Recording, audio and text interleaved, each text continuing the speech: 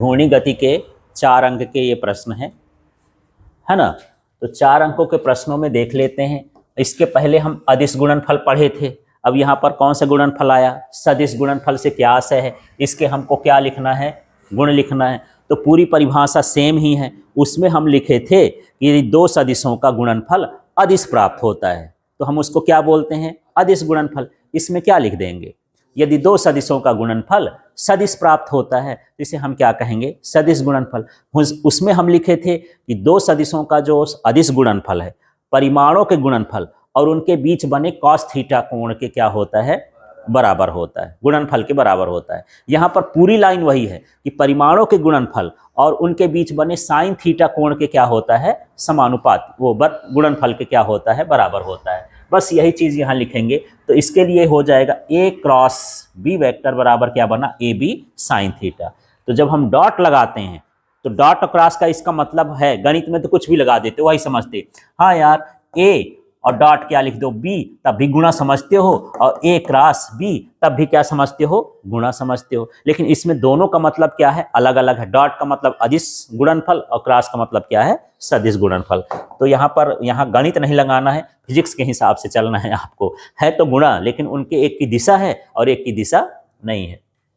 ठीक है, समझ में आ गया ये। तो चलो अब इसके गुण को देखते हैं। इस सूत्र से ही सारे गुण बनते जाएंगे। तो पहला गुण देखते हैं, जब दोनों सदिश परस्पर समांतर हों तो समांतर के लिए थीटा का मान कितना होता है, 0 होता है। तो देखो ए वेक्टर क्रॉस बी वेक्टर, इसी को मैं उतार दे, इसी सूत्र को, ये ए बी भी उतार दिया। साइन थीटा की जगह यहाँ पर क्या लिख दिया, 0। साइन 0 का मान कितना होता है, 0। तो ये गुणा करेंगे तो सब कुछ क्या हो जाएगा, 0। तो क्वेश्चन आ जाता है इसमें, 2 समांतर सदिशों का सदिश गुणनफल होगा। ऑप्शन में दे दिया, 0 दे दिया, 1 दिया, ए बी दिया, कुछ भी दिया, ऐसे करके दे देता है। तो इन्हीं से ऑब्जेक्टिव बनते हैं, ऐसे करके, जो छोटी छोटी चीजें हैं। तो जब ऐसे आए तो सब कुछ भूल करके सूत्र में चले जाओ कि हाँ समांतर बोल रहा है, कोण हम रखेंगे, जो आएगा वो देखा जाएगा। ठीक है, फिर यहाँ पर हम देख लेते हैं अगला हिस्सा है, जब दोनों सदिश कैसे हों, लंबवत हों। तो लंबवत होगा तो सूत्र में जो भी सूत्र है ए बी साइन थीटा, उसमें क्या लिख दोगे, 90 डिग्री। साइन 90 का मान कितना होता है, 1। तो यहाँ पर साइन 90 का मान 1 हो गया, ये ए बी। और यहाँ पर एन का मतलब ये है कि ये सदिश गुणनफल है तो इसकी दिशा भी होगी, इसलिए दिशा के लिए एन लिखा जाता है ना। तो यहाँ पर ये हो गया ए बी साइन 90, साइन 90 का मान 1, ये हो गया ए बी। तो जब लंबवत होगा तो उसका मान क्या हो जाएगा, ए बी। परिमाणों के गुणनफल के क्या कहलाएगा, बराबर। अगला हो जाएगा, जब ये कैसे हों, विपरीत। विपरीत होंगे तो कोण कितना बनेगा, 180। पूरी कंडीशन उसी की जैसे है जो हम निकाले थे अदिश गुणनफल का, वही कोण रखना है, वही सब कुछ करना है, बस मान अलग अलग आ रहा है। उसमें जहां 0 आता था वहां ए बी आता है, जहां इसमें ए बी आता है वहां क्या आता है, 0 आता है। ठीक है, तो यहाँ पर साइन 180 का मान 0 होता है, इसलिए इस पूरे का मान भी क्या हो जाएगा, 0। तो जब विपरीत सदिश होंगे तो उनका गुणनफल कैसा हो जाएगा, सदिश गुणनफल क्या हो जाएगा, 0। अब देखो यह क्रम विनिमय नियम का पालन नहीं करता है, वो क्रम विनिमय नियम का पालन करता था, ये नहीं करता है। यदि मैं ए क्रॉस बी को रखूं तो ये माइनस बी क्रॉस ए हो जाएगा, माने चिन्ह बदल जाता है। एक का चिन्ह यदि ये 4 आ रहा है तो उसका मान कितना आएगा, -4 आएगा। तो 4 और -4 बराबर होंगे क्या, एक है कर्जे में, एक है धनी, तो धनी और कर्जे वाला आदमी बराबर है, नहीं है, इसलिए ये भी क्रम विनिमय नियम का पालन नहीं करता है। ठीक है, फिर ये वितरण नियम का पालन करता है। यदि हम दोनों को जोड़ के इससे गुणा कर दें या गुणा करके जोड़ दें तब भी मान क्या हो जाते हैं, बराबर। तो इसको हम क्या बोलते हैं, वितरण नियम। तो वितरण नियम ये भी पालन करता था, वितरण नियम वो भी पालन करता है। ठीक है, आगे के हिस्से में देखते हैं। यहां पर देखते हैं किसी सदिश का उसी सदिश में गुणा कितना होता है। तो यहां पर जो ए वेक्टर है और क्रॉस क्या है, ए वेक्टर है, तो उसी में उसी का गुणा करेंगे तो उसी के साथ उसी का जो कोण बनेगा वो कितना बनेगा, 0। तो साइन 0 का मान क्या होता है, 0। तो ये भी 0। अभी हम ऊपर निकाल रहे थे तो मैं वहां पर बताया था एक आया भी क्रॉस भी, तो उसका मान हम क्या लिख दिए थे, 0। यही अप्लाई हुआ है कि जब हम उसी सदिश का उसी सदिश में गुणा कर देते तो उसका मान कितना होता है, 0 होता है, क्रॉस वाले में, है ना। अब यहां पर देखो, यदि हम एकक सदिश का गुणा करें, यदि आई आई का गुणा करेंगे, जे जे का गुणा करेंगे, के का गुणा करेंगे तो क्या हो जाएगा, 0। ये नियम लागू हो गया, उसी में उसी का गुणा क्या होता है, 0। तो आई में आई का गुणा 0, जे में जे का गुणा 0, के में के का गुणा क्या हो गया, 0। और यदि हम ऐसा करते हैं, आई का जे के साथ करते हैं तो क्या मिलेगा, के, जे के साथ के का आई, के साथ आई का करेंगे तो जे, यदि उल्टा करोगे तो माइनस जे आएगा। यही खाली स्थान में भरने के लिए आ जाता है, लिख दिया आई क्रॉस जे बराबर खाली स्थान। आपको क्या भरना है, के कैप भर के आना है ऐसे, ठीक है, समझ में आ गया। तो इस तरह से इसके क्या हैं, ये गुण है। अगला क्वेश्चन देखते हैं, ये भी ज़्यादा इंपॉर्टेंट क्वेश्चन है, इसको अच्छे से समझना है। और ये सब एक जैसे हैं, अभी आगे के जो क्वेश्चन पढ़ेंगे वो सब एक जैसे हैं। ये है कोणीय संवेग और जड़त आघूर्ण में संबंध L = I ओमेगा स्थापित करिए। अभी हम निकाले थे कोणीय संवेग और बल आघूर्ण में संबंध, तो मैं बोला कि दोनों क्वेश्चन हैं और दोनों क्वेश्चन इंपॉर्टेंट हैं। यहाँ पर ये जो है I बराबर ये जो है टाउ बराबर क्या होता है dL/dt, ये है बल आघूर्ण और कोणीय संवेग, और ये है कोणीय संवेग और जड़त आघूर्ण, ठीक है। तो ध्यान रखना है, सूत्र देगा तो कोई झंझट नहीं है। अब यहाँ पर जड़त आघूर्ण और कोणीय संवेग में हमको क्या निकालना है, संबंध। तो सबसे पहले जब इसकी बात होगी तो सारा कुछ लिख दो, कण का द्रव्यमान लिख दो, कण का वेग लिख दो, है ना, उसका त्रिज्या लिख दो, जो भी सारी चीजें हैं वो सारा कुछ लिख दो। बस जहां पर कोणीय शब्द जुड़ेगा वो बदलेगा नहीं, उसका एक बार लिखना है। कोणीय वेग हो, कोणीय त्वरण हो, कोणीय विस्थापन हो, वो सभी कणों के लिए कैसा होता, एक जैसे। और रेखी वाला होगा, सब कणों के लिए क्या होगा, अलग अलग। माने द्रव्यमान अलग होगा, कणों का द्रव्यमान, अक्ष से दूरी भी अलग हो जाएगी, रेखी वेग भी हो जाएगा, रेखी त्वरण भी हो जाएगा, सबका क्या होगा, अलग अलग। तो बस यहाँ पर देखते हैं, माना घूर्णी गति करते हुए निकाय का कणों का द्रव्यमान क्या हो गया, m2 m3 dash dash dash कहाँ तक, mn। अक्ष से दूरी r1 r2 r3 dash dash dash कहाँ तक, rn। रेखी वेग v1 v2 v3 vn, है ना, और उनका संवेग p1 p2 p3। कोणीय संवेग होगा तो सब एक जैसे होगा, लेकिन रेखी संवेग जो भी होगा सब कैसा होगा, अलग अलग। और इसके सभी कणों का कोणीय वेग कितना हो गया, ओमेगा। ओमेगा एक ही रहेगा, ठीक है, अलग अलग नहीं होता है। अब हम मान के चलते हैं कि यहाँ पर हम पहले कण के लिए निकालेंगे। शब्द समझ में आ गया। एक बार आपको रेखी उसका सबका द्रव्यमान लिखना है, अक्ष से दूरी लिख देना है, रेखी वेग लिख देना, रेखी त्वरण भी लिख सकते हो, भले जरूरत नहीं है ना, और रेखी संवेग भी लिख सकते हो, ठीक। तो यहाँ पर हम जानते हैं, हम पहले कण के लिए कोणीय संवेग निकाल रहे हैं। किसके लिए, पहले कण के लिए। तो जो पहले कण का जो है, तो सूत्र हम जानते हैं, L बराबर क्या होता है, RP। L बराबर क्या होता है, RP। बस पहले कण का है तो 1 1 लगा दिए हैं। आगे देखते हैं, ये R1 की जगह R1 लिखा, ये सूत्र L का लिख दिए, फिर ये क्या हो गया, R1। यहां से क्या गायब हो रहा है, हाँ, तो P का मान क्या होता है, MV, तो M1 भी 1 हो गया। फिर यहाँ पर R1 M1 बाहर कर लिए, अब यहाँ पे से क्या गायब हो रहा है, V का मान क्या होता है, ओमेगा R होता है। ओमेगा सबके लिए तो एक है, इसलिए उसमें 1 2 नहीं लिखना है, R में लिख दिए 1। अब इसको जमा के लिख दो, ओमेगा है बेचारा नहीं बदलता है तो इसको सामने लिख दिए हैं। अब हमारे पास M1 कैठों है, एक, R1 एक और एक कितने हो गए, 2, ये R1 का स्क्वायर। सूत्र इसका काम खत्म हो गया। यहाँ सूत्र लिख दो कि भैया P बराबर MV होता है, V बराबर ओमेगा R होता है, A बराबर अल्फा R। एक की तो अभी जरूरत ही नहीं है पर लिख सकते हो, ये सूत्र ही होते हैं, इनमें संबंध है ना सबका। तो इसी प्रकार हम L2 का निकाल देंगे, L2 का। तो इस सूत्र को देखना है, ये जो हमारा सूत्र आया है ना, इसी सूत्र को मैं यहाँ पर लिखा हूं। देखो क्या अंतर आ गया यार, 2 लग गया। फिर इसी तरह तीसरे वाले के नहीं निकालेंगे तो यही सूत्र लगा है, क्या लग गया, 3। इसी तरह चौथे का, पश्चिम का, ऐसे निकालते जाएंगे तो हम डैश डैश कर दिए कि भैया निकालते रहो, तुम्हारा काम है, हमारा काम इतना ही था, ठीक है। अब यहाँ पर देखते हैं, ln तक हम निकाल लिए, लास्ट का ln लिख दिए, तो जहां 1 1 आया था वहां क्या हो जाएगा, nn। अब हम क्या करेंगे, कुल कोणीय संवेग निकालेंगे। तो कुल के लिए हम सबको क्या कर देंगे, जोड़ देंगे। तो यहाँ जोड़ेंगे तो यहाँ पर ये हो जाएगा L1 + L2 + L3 + dash dash क्या है, Ln। तो जो L1 का मान है ये इतना आया है, L2 का देखना ही नहीं है, इसी को लिख के 2 2 लगा देना है, फिर इसी को देख के क्या लगा देना है, 3 3, और डैश डैश कर इसी को देख के nn लगा देना है, लाइन बन जाएगी, है ना, जो ऊपर लिखे उसी को जोड़ देंगे। अब इसमें से देखो क्या चीज कॉमन निकाल सकते हो। तो ये देखो, इसमें भी ओमेगा है, इसमें भी ओमेगा है, इसमें भी ओमेगा है, इसमें भी ओमेगा, इसके लिए हम कॉमन लगाकर बाहर निकाल दिए। जो भीतर बचा वो हम इस तरह से लिख दिए।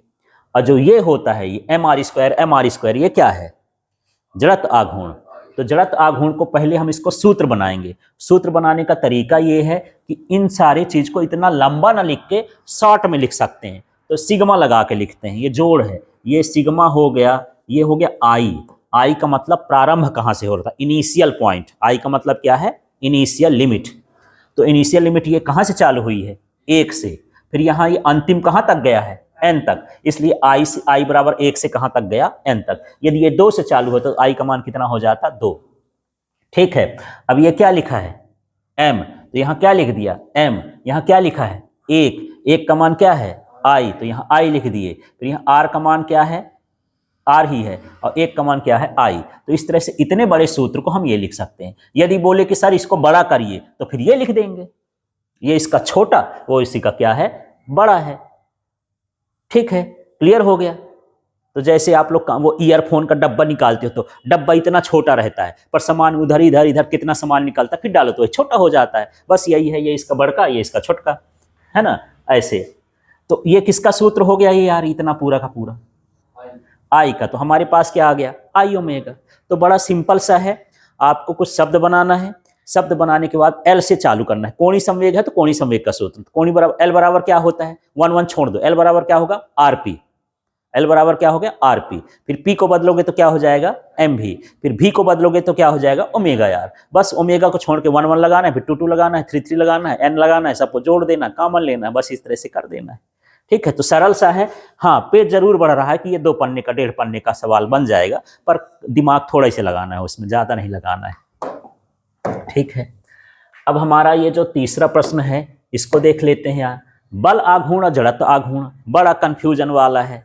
तो बल आघूर्ण को पहले दिमाग से सोचना कि बल आघूर्ण को दर्शाते किससे हैं यार, ये हो जाएगा टाउ से, और जल आघूर्ण का ये क्या हो गया, आई, और इसका क्या होता है, अल्फा, है ना। ये अल्फा कैसे सूत्र आ गया, तो देखो हम सूत्र इसको बदल देते हैं। मैं बताया ना, F इक्वल टू क्या होता है, एम ए।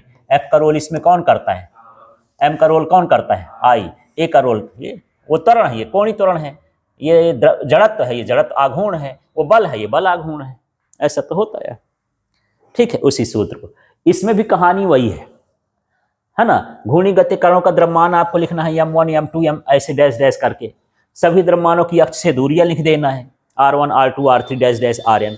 सभी का हमको क्या लिख देना है, रेखी त्वरण लिख देना है, a1 a2 a3 dash dash. सबका हमको रेखी वेग भी चाहो तो रेखी वेग भी लिख सकते हो, v1 v2 v3 ऐसे करके डैश डैश, है ना। तो ऐसे जो सूत्र में जरूरत होता है तो पहले सोच लिया करो कि टाउ इक्वल टू क्या होता है। देखो टाउ इक्वल टू क्या होता है, F into R. F equal to क्या होता है, एम ए आर। फिर ए इक्वल टू क्या होगा, अल्फा आर। तो ये हो जाएगा अल्फा आर, और फिर क्या हो गया, आर। माने आपको द्रव्यमान लिखना है, अल्फा लिखना है, आर लिखना है, जो इसमें ए आया है वो सूत्र इस्तेमाल करना है।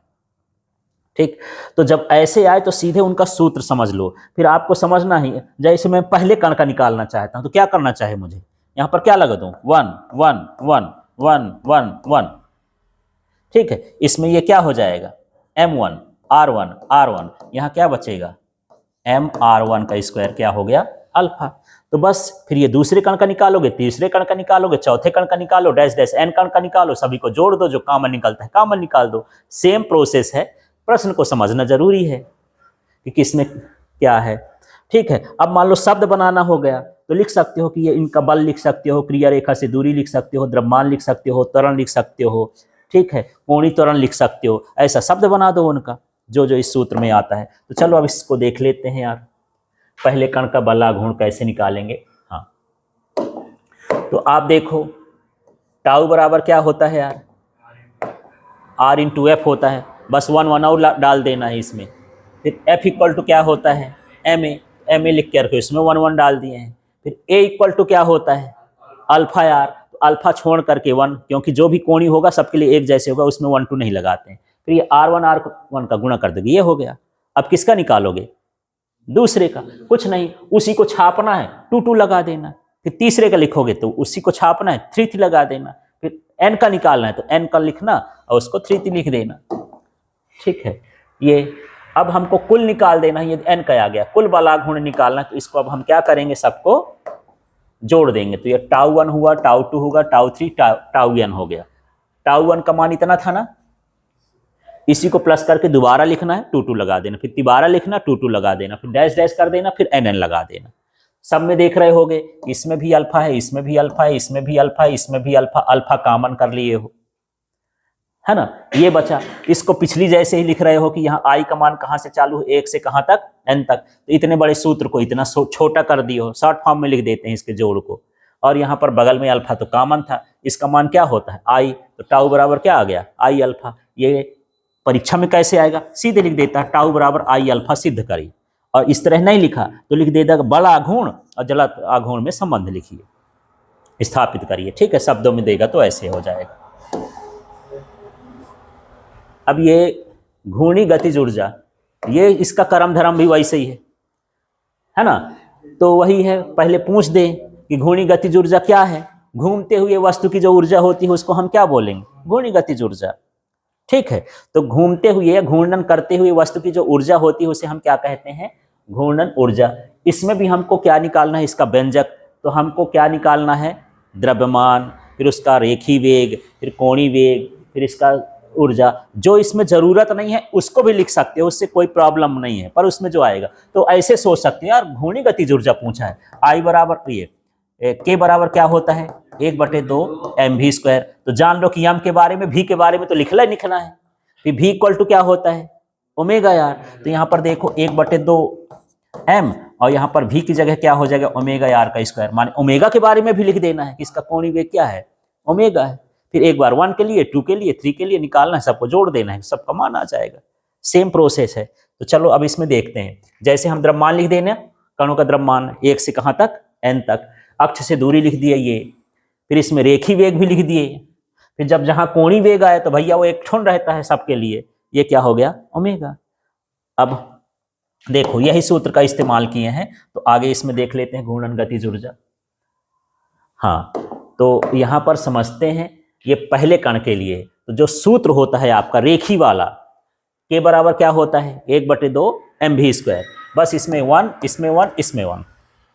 आगे स्टेप में देखो भी का मान कितना होता है ओमेगा यार, ओमेगा यार लिख दो, यहाँ r1 ओमेगा लिख दिया, कोई फर्क नहीं पड़ेगा, ठीक है, जैसे लिखना। इसमें स्क्वायर लगाते स्क्वायर लगा दिए, फिर क्या कर दिए 1/2 m1 r1² ओमेगा स्क्वायर, क्योंकि इसमें स्क्वायर लगा तो दोनों का स्क्वायर हटा देंगे। फिर से देख लो, ये स्क्वायर हटाओगे तो इसमें स्क्वायर आ गया ना, यही चीज़ तो यहाँ लिख दिया, बाकी वैसे लिखा है, ठीक है। अब इसी प्रकार हम किसका निकालें K2 का, बस ये जो सूत्र आया है 2 लगा देना, फिर किसका निकाले K3 का 3 लगा देना, फिर किसका निकाले हो Kn का Nn लगा देना, ठीक है।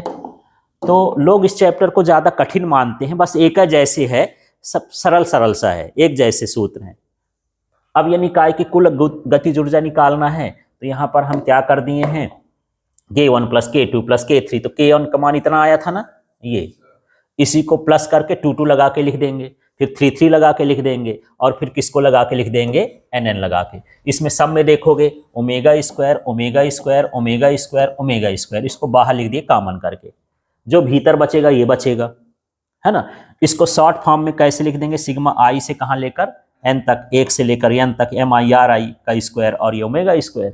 इतना सारा न लिख के आई लगा के लिख देते हैं, इसका मान ये पूरा क्या हो जाता है आई 1/2 आई ओमेगा² हो गया, ये घूर्णन गतिज ऊर्जा का सूत्र हो गया, है ना। तो सब तो तीनों एक जैसे हैं, है ना, ऐसे करके निकलेंगे।